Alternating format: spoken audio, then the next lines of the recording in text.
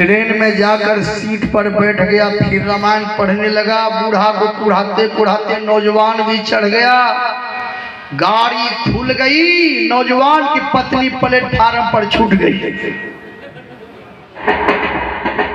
गाड़ी स्पीड में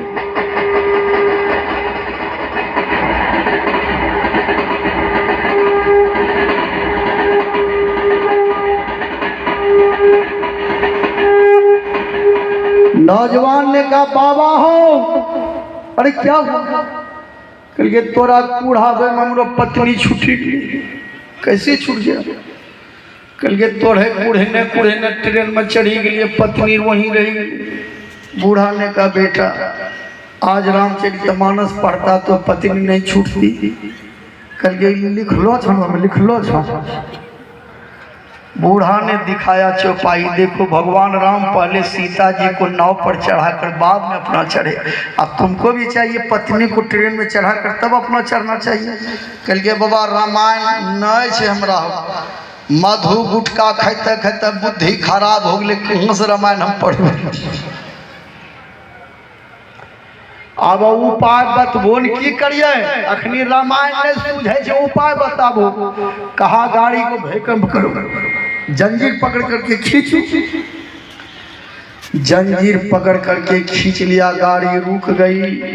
वो बेचारी प्लेटफार्म पर कान हकड़े, देखल के गाड़ी रुकलो छे, कानली हकड़ली दौड़ली जा। पति गेटवा पर निकली, कहे याबो नहीं होते तालू पिछले डिब्बा में चढ़ी छी। पत्नी के मुंह धुप्पा इतना में चढ़ी, हमरा के पिछले डिब्बा में चढ़ी कि हमरा नसीब का पार हम लिखलो आके ना आ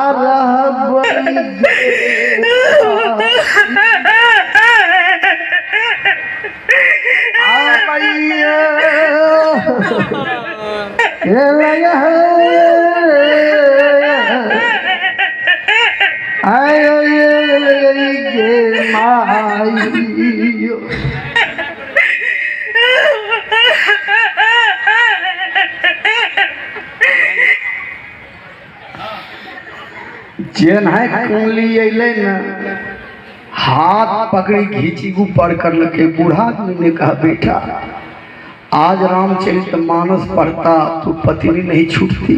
कल गया, हाँ बाबा एक रामायण ले भवन हम सज्जन।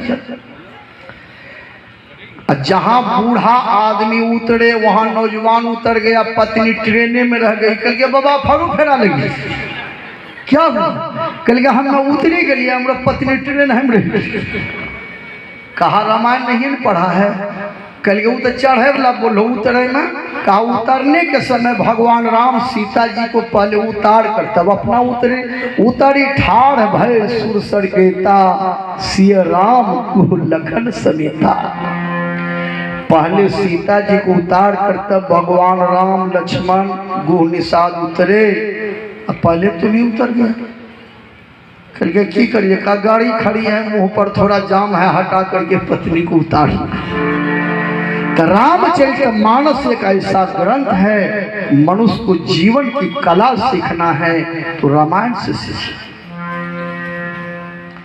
तब भगवान श्री राम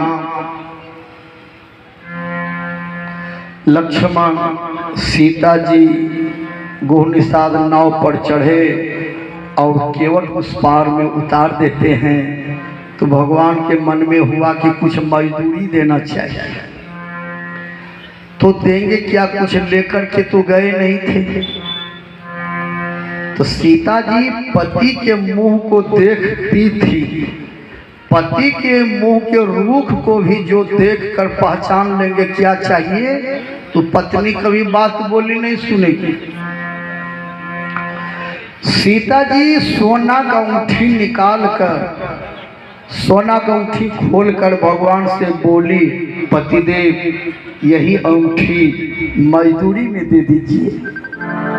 कहे वो कृपाल ले उतराई, केवट चरण गही अकुला। भगवान ने कहा मजदूरी में सोना का अंगूठी ले। केवट चरण पकड़ लिया, प्रभु आज हमको क्या नहीं मिला, आपके दर्शन मात्र से पाप ताप संताप दुख दरिद्र गरीबी पूर्वजों का आज उद्धार हो गया। हमको क्या नहीं मिला, आप क्या हमको दे रहे हैं? सोना अंगूठी का मजदूरी में ले लो। केवट ने कहा धोबी धोबी से मजदूरी नहीं लेते हैं, नाई नाई से मजदूरी नहीं लेते हैं, मल्लाह मल्लाह से मजदूरी नहीं लेते हैं। आप भी मल्लाह हैं, हम भी मल्लाह हैं। लक्ष्मण ने कहा भैया क्या कह रहे हो?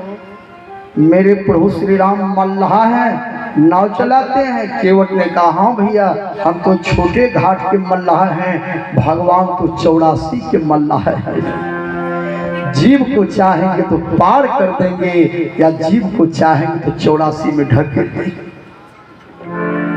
केवट ने कहा प्रभु आप मेरे घाट पर आए हैं, हम आपको पार किए, जब हम आपके घाट पर जाएंगे आप हमको पार कर दीजिएगा। भगवान ने कहा नहीं, ये उतराई में सोना अंगूठी ले लो। केवट ने कहा प्रभु अभी आप जाइए, फिरती वार मोही जो देवा, सो प्रसादु मैं सिर धरी लेवा। जब लौट कर आइएगा तो आने के बाद जो प्रसाद दीजिएगा उसे मैं ग्रहण करूंगा, अभी आप जाइए। तब भगवान श्री राम लक्ष्मण सीता जी आगे बढ़े। सज्जनों, केवट के निहोरा किए बिना जब गंगा पार भगवान नहीं हुए, आप लोग गुरु किए बिना ये संसार सागर से कैसे पार जाएंगे? इसलिए हर आदमी को गुरु करना चाहिए, दीक्षित होना चाहिए, मालाधारी होना चाहिए, वैष्णव होना चाहिए, जीव पर दया करना चाहिए और सदा संतोष में रहना चाहिए। आपस में समाज में एकता बना करके रखना चाहिए, परिवार में सुमति और मेल के साथ रहना चाहिए। यह है जीवन जीने की कला। बोलिए प्रेम से श्री सद्गुरु महाराज, श्री सद्गुरु महाराज की।